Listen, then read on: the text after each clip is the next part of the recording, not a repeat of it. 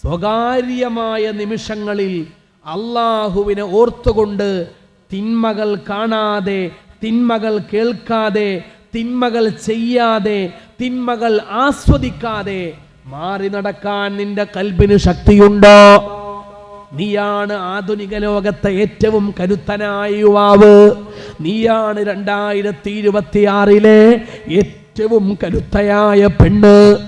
ലൈസ ശുജാഉല്ലദി യഹ്മി മതിയതഹു യൗമൻ നിസാലി വനാറുൽ ഹർബി മുസ്തഇലു. ആരാണ് 2026 ഏറ്റവും വലിയ ധീരൻ?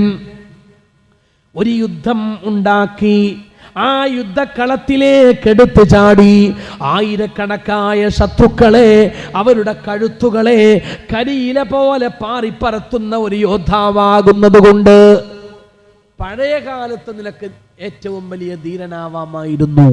പഴയ കാലത്ത് ധീരൻ എന്ന് പറഞ്ഞാൽ അതാണ്.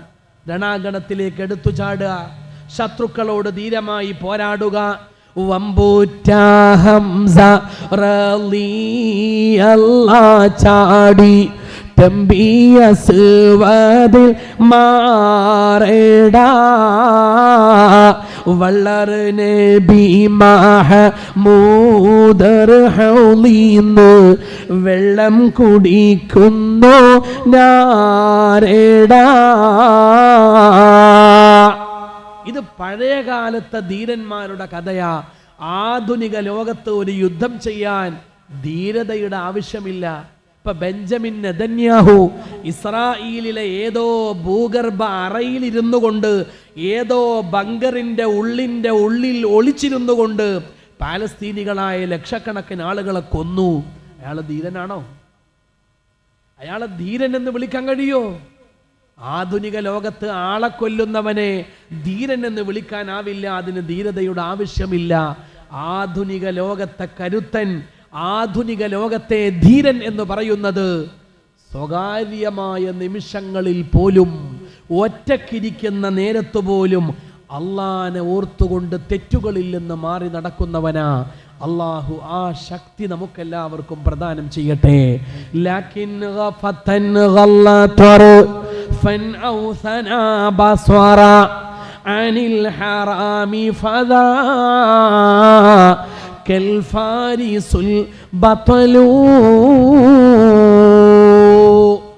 ഒരു മനുഷ്യൻ സ്വകാര്യമായ ജീവിതത്തിൽ നന്മയുള്ളവനാണോ എന്നറിയാനുള്ള പ്രധാനപ്പെട്ട ഒരു വഴിയാണ് കഴിക്കുന്ന ഭക്ഷണത്തിൻ്റെ കാര്യത്തിൽ എത്രത്തോളം സൂക്ഷ്മത പുലർത്തുന്നുണ്ട് എന്നുള്ളത്. മഹാനായ ശൈഖുന കണ്ണിയത്ത് ഉസ്താദ് നവ്വറല്ലാഹു മർഖദ, മഹാനായ കണ്ണിയത്ത് ഉസ്താദിനെ പറ്റി നമ്മൾ പറയുന്ന ഏറ്റവും വലിയ മഹത്വങ്ങളിൽ ഒന്ന് അവിടുത്തെ സൂക്ഷ്മതയാണ്. കുടിക്കുന്ന വെള്ളത്തിൽ സൂക്ഷ്മത, കഴിക്കുന്ന അന്നത്തിൽ സൂക്ഷ്മത. കഴിഞ്ഞ ദിവസം മലപ്പുറം ജില്ലയിലെ കോട്ടക്കൽ പറപ്പൂർ എന്ന് പറയുന്ന ഒരു സ്ഥലമുണ്ട്. ഞാൻ അവിടെ പോയി. അവിടെ ബഹുമാനപ്പെട്ട ദാറുൽ ഹുദയുടെ സഹസ്ഥാപനമായിട്ടുള്ള സബീലുൽ ഹിദായ എന്ന് പറയുന്ന സമുന്നതമായ ഒരു സ്ഥാപനമുണ്ട്. 300ഓളം കുട്ടികൾ പഠിക്കുന്ന വലിയൊരു സ്ഥാപനമാണ്. അവിടെ പോയപ്പോൾ അതിൻ്റെ മഹാനായ സാരഥി ശൈഖുന പറപ്പൂര് ബാപ്പുട്ടി ഉസ്താദ് എന്ന് പറയുന്ന മഹാനായ പണ്ഡിതന്റെ ഒരുപാട് അത്ഭുതകരമായ ചരിത്രങ്ങൾ കേൾക്കാൻ സാധിച്ചു. എന്താണ് ബാപ്പുട്ടി ഉസ്താദിന്റെ ജീവിതം? നിങ്ങൾക്കൊക്കെ ഒരുപക്ഷെ അറിയുമായിരിക്കും. ഓരോ മാസവും തൻ്റെ മുന്നിൽ വരുന്ന ഭൗതികമായ വരുമാനങ്ങൾ, സമ്പാദ്യങ്ങൾ മുഴുവനും ഇൽമു പഠിക്കുന്ന മുതഅല്ലിമീങ്ങൾക്ക് വേണ്ടി നീക്കിവെച്ച മഹാനാണ്. 300ഓളം വിദ്യാർത്ഥികൾ പഠിക്കുന്ന വലിയ ഒരു അറബിക് കോളേജ് എന്ന് പറയുമ്പോൾ ഇന്നത്തെ കാലത്ത് അതുപോലെ ഒരു സ്ഥാപനം റൺ ചെയ്ത് പോകണമെങ്കിൽ 10, 14, 15 ലക്ഷം രൂപ വേണം. ബഹുമാനപ്പെട്ടവർ വളരെ പ്രശസ്തനാണ്. നാടിൻ്റെ നാനാഭാഗങ്ങളിൽ നിന്ന് ആയിരക്കണക്കിന് ആളുകൾ ചികിത്സക്കും മറ്റുമായി വീട്ടിൽ വരാറുണ്ട്. അങ്ങനെ കിട്ടുന്ന ആ കാശ് മുഴുവനും ഈ മഹത്തായ സ്ഥാപനത്തിലെ മുതഅല്ലിമീങ്ങളെ ഊട്ടാനും അവരെ വളർത്താനും വേണ്ടിയാണ് ബഹുമാനപ്പെട്ടവർ ചെലവഴിച്ചത്. ഓരോ മാസവും 10-15 ലക്ഷം രൂപ ദീനിന് വേണ്ടി ഒരു മുസ്ലിയാർ മാറ്റിവെക്കുന്നു എന്ന് പറഞ്ഞാൽ അതൊരു സാധാരണ പണ്ഡിതനല്ല എന്ന് മനസ്സിലാക്കാൻ വേറെ എന്താ വേണ്ടത്? അങ്ങനെയുള്ള ബഹുമാനപ്പെട്ടവരുടെ മുന്നിൽ ശ്രദ്ധിക്കണേ. ഭക്ഷണത്തിൻ്റെ കാര്യത്തിൽ ഒരാൾ കാണിക്കുന്ന സൂക്ഷ്മതയാണ് ഞാൻ പറഞ്ഞത്. ഭക്ഷണം ഹലാലാവണം എന്ന് മാത്രമല്ല, സംശുദ്ധമായ ഭക്ഷണമാകണം. നമുക്ക് ലഭിക്കുന്ന ഭക്ഷണം ഹലാലായ ഭക്ഷണമാകണം. അത് തരുന്നയാളുകൾ സംശുദ്ധമായ മനസ്സോടുകൂടെ തരുന്നതാവണം. ഇതൊക്കെ മഹാന്മാർ ശ്രദ്ധിച്ച കാര്യങ്ങളാണ്. പറപ്പൂര് ബാപ്പുട്ടി ഉസ്താദിൻ്റെ അരികിൽ ഒരു പാവപ്പെട്ട പെണ്ണ് വന്നുകൊണ്ടൊരു പരാതി പറഞ്ഞു. പരാതി പറയുമ്പോൾ ആ പെണ്ണിൻ്റെ മനസ്സിലുള്ളത് ഇതിവിടം കൊണ്ട് തീരാൻ പോകുന്ന ഒരു പ്രശ്നമൊന്നുമല്ല. ഒരുപാട് ആളുകൾ പരിഹരിക്കാൻ ശ്രമിച്ചിട്ട് പരാജയപ്പെട്ട ഒരു കേസാണ്. ഇനി ആരോടും പറയാൻ ബാക്കിയില്ല. അപ്പോൾ ഉസ്താദിനെ കണ്ട് കാര്യങ്ങൾ ബോധ്യപ്പെടുത്തി അവിടെ നിന്ന് ദുആ ചെയ്യുമ്പോൾ മനസ്സിന് ഇത്തിരി ആശ്വാസം കിട്ടുമല്ലോ എന്ന് മാത്രമാണ് ആ പെണ്ണിൻ്റെ മനസ്സിലുള്ളത്. അത്രയും വിദൂരമായിരുന്നു ആ കാര്യം നടക്കുക എന്നുള്ളത്. പക്ഷെ ഉസ്താദിനോട് പറഞ്ഞു. ഉസ്താദ് പരിഹാരത്തിന് വേണ്ടി ദുആ ചെയ്തു. കാര്യങ്ങളൊക്കെ ശരിയാകും ഇൻഷാ അല്ലാ എന്ന് പറഞ്ഞുകൊണ്ട് അവരെ തിരിച്ചയച്ചു.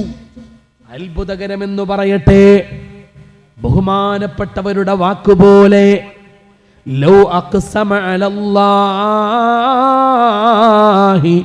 ലഅബറഹു എന്ന് പറഞ്ഞതുപോലെ ബഹുമാനപ്പെട്ടവരുടെ വാക്ക് പാലിച്ചു. കാര്യങ്ങൾക്ക് പരിഹാരമായി. ആ പെണ്ണ് തന്നെ വല്ലാതെ ഞെട്ടിത്തരിച്ചു പോയി. സുബ്ഹാനല്ലാഹ്, ജീവിതത്തിൽ ഒരിക്കലും നടക്കില്ല എന്ന് വിചാരിച്ചിരുന്ന കാര്യമല്ലേ നടന്നത്. സന്തോഷം കൊണ്ട് ആ പെണ്ണ് തുടികൊട്ടുകയാണ്. ആഹ്ലാദം സഹിക്കാൻ കഴിയുന്നില്ല. തുള്ളിച്ചാടി ഉസ്താദിന്റെ അരികിൽ വന്നു. എന്നിട്ട് സ്വന്തം കയ്യിലുണ്ടായിരുന്ന ഒരു സ്വർണവള ഉസ്താദിന്റെ കയ്യിലേക്ക് വെച്ചു കൊടുക്കുകയാണ്. ഇത് കോളേജിലേക്കുള്ളതാ, ഇത് സ്ഥാപനത്തിലേക്കുള്ളതാണ്, ഇത് മുതഅല്ലിമീങ്ങൾക്കുള്ള എൻ്റെ സമ്മാനമാണ്. കേൾക്കണേ, ബഹുമാനപ്പെട്ട ഉസ്താദ് അവരോട് പറഞ്ഞു, വേണ്ട സഹോദരി, ഈ സ്വർണത്തിന്റെ വള നിങ്ങൾ തന്നെ കയ്യിൽ അണിഞ്ഞുകൊള്ളുക. നിങ്ങൾക്ക് അത്ര നിർബന്ധമാണെങ്കിൽ നിങ്ങളുടെ പേഴ്സിൽ നിന്നൊരു 10 രൂപ, കേവലമായ നിസ്സാരമായ ഒരു 10 രൂപ എടുത്തിട്ട് മേശപ്പുറത്ത് വെച്ച് പൊയ്ക്കോളൂ എന്ന് പറഞ്ഞു. ആ പെണ്ണ് അത്ഭുതത്തോടുകൂടെ കൊടുത്ത വള കയ്യിലേക്ക് തിരിച്ചിട്ടിട്ട് ഒരു 10 രൂപ ഉസ്താദിന്റെ മേശപ്പുറത്ത് വെച്ച് തിരിച്ചു പോയപ്പോ ഉസ്താദിന്റെ അരികിൽ ഇരുന്നിരുന്ന കാരണവന്മാർ, ഈ പറഞ്ഞ സ്ഥാപനത്തിന്റെ മേധാവികളായ ആളുകൾ, അവർ അത്ഭുതത്തോടുകൂടെ ചോദിച്ചു, നമുക്ക് ഈ സ്ഥാപനം ഓരോ മാസവും നടത്തിക്കൊണ്ടു പോകാൻ തന്നെ 10-14 ലക്ഷം രൂപ ചെലവാ.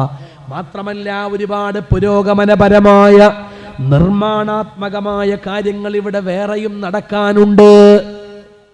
അതിൻ്റെ ഇടയിൽ ഒരു സ്വർണവള കിട്ടുക എന്ന് പറഞ്ഞാൽ എത്ര വലിയ ബർക്കത്തുള്ള ഒരു നേട്ടമാണത്. നിങ്ങൾ എന്തിനാ അത് വേണ്ടാന്ന് പറഞ്ഞത്? അപ്പൊ മഹാനായ പറപ്പൂര് ബാപ്പുട്ടി ഉസ്താദ് നവ്വറല്ലാഹു മർഖദ പറയുന്ന ഒരു മറുപടിയുണ്ട്, കേൾക്കണേ. നമ്മൾ കഴിക്കുന്നതും നമ്മുടെ മക്കളെ കഴിപ്പിക്കുന്നതും ഏറ്റവും സംശുദ്ധമായ മനസ്സോടുകൂടെ നൽകപ്പെട്ട സമ്പത്തായിരിക്കണം. ആ പെണ്ണ് ജീവിതത്തിൽ ഒരിക്കലും നടക്കില്ല എന്ന് വിചാരിച്ച ഒരു കാര്യം നടന്ന് ഇപ്പൊ പ്രത്യേകമായ ഒരു മാനസികാവസ്ഥയിലാണ്.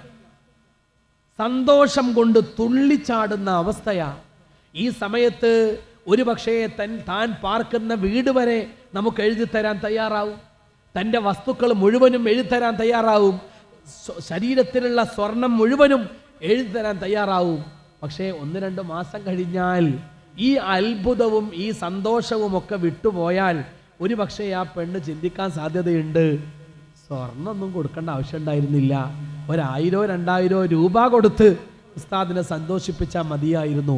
അപ്പോൾ ഇപ്പോൾ കിട്ടുന്ന ഈ സ്വർണം അത് പൂർണ്ണമായ സംതൃപ്തിയോടുകൂടെയാണ് എന്ന് നമുക്ക് ഉറപ്പ് പറയാൻ പറ്റൂല.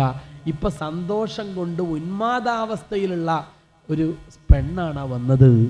നിങ്ങൾ ആലോചിക്കണം, ഹലാലായ സംശുദ്ധമായ അന്നമേ കഴിക്കാവൂ എന്നുള്ള കാര്യത്തിൽ ഇത്രയും സൂക്ഷ്മത പുലർത്തിയ ഒരു പണ്ഡിതൻ, ഒരു മനുഷ്യൻ, ഒരു വിശ്വാസി സമീപകാലത്ത് എവിടെയെങ്കിലും നമ്മൾ കേരളത്തിൽ കേട്ടിട്ടുണ്ടോ?